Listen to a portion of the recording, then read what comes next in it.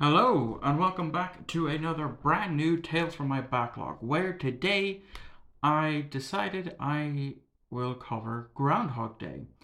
Now, Groundhog Day is a film that I've heard a lot of good things about over the years from obviously fans of the movie, and it does have quite a cult like following.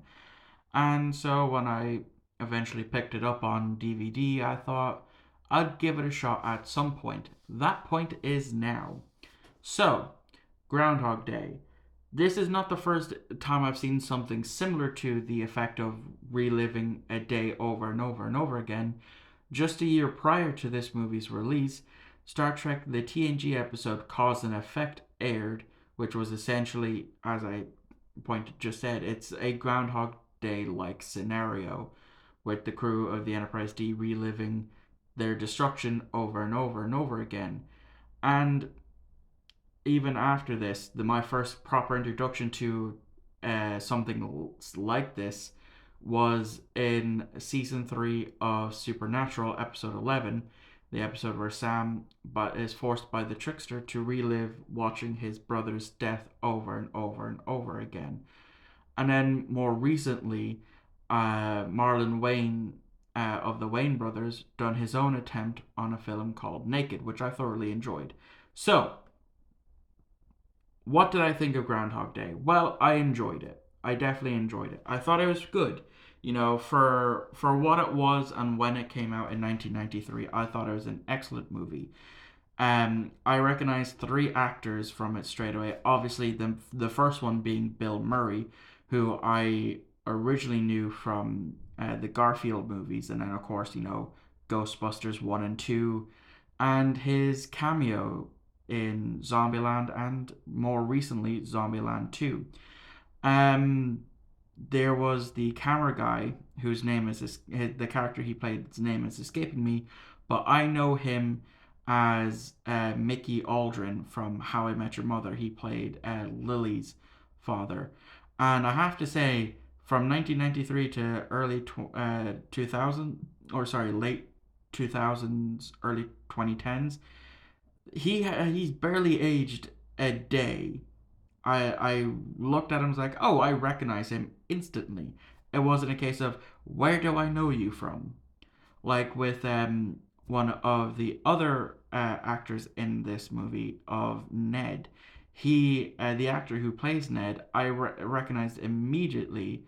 Took a while, but I did recognize straight away from the TV series The Goldbergs, who he played the principal on that, and that's where I knew him from.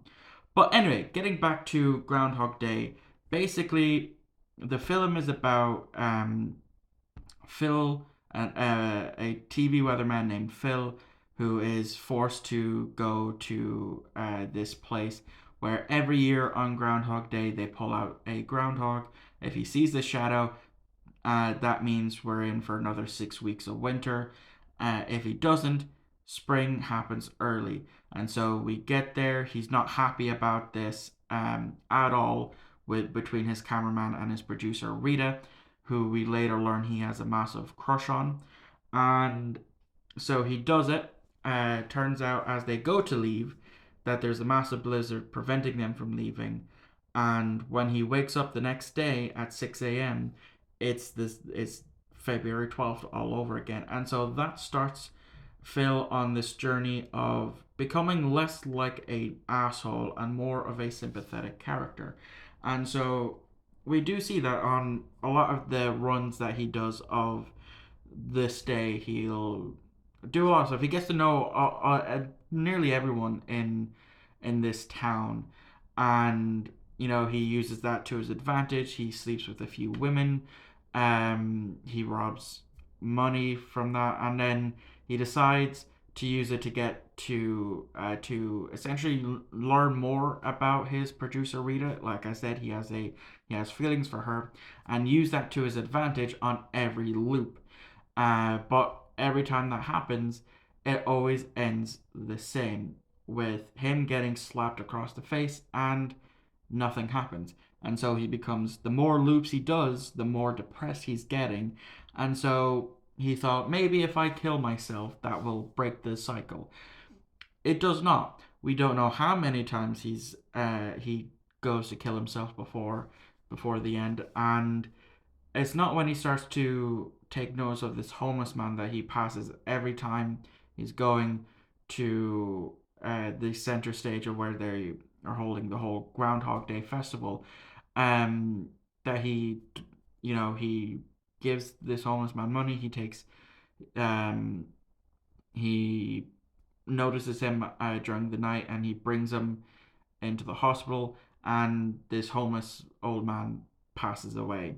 And he doesn't take too kindly to that. So so every couple of loops from there on after, he then focuses on trying to make him stay alive.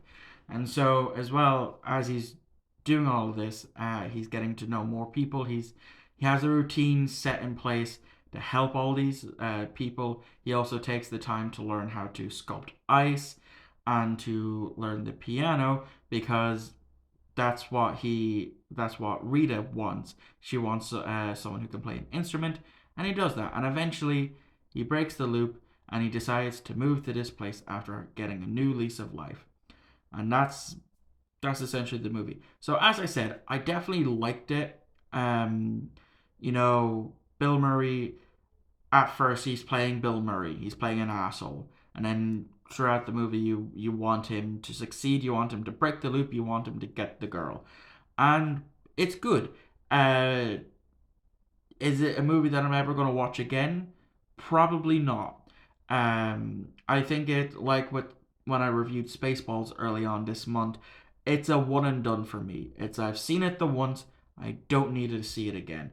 It's a great it's a great movie. Don't get me wrong. Like I said, I enjoyed it. I gave it a 3 out of 5 on my letterbox. But it's a movie that I feel I don't need to see again. I've seen it the once. That's all I need to see of it. And like I said, there have been other versions of this of the story that I've seen. Like I said, TNG Cause and Effect, Supernatural, and Marlon Wayne's Naked. So let me know what you thought of Groundhog Day in the comments down below. Thank you all for watching. I will see you all on the 26th for my to finish off my reviews of the Cornetto trilogy with The World's End. So I'll see you all on the 26th.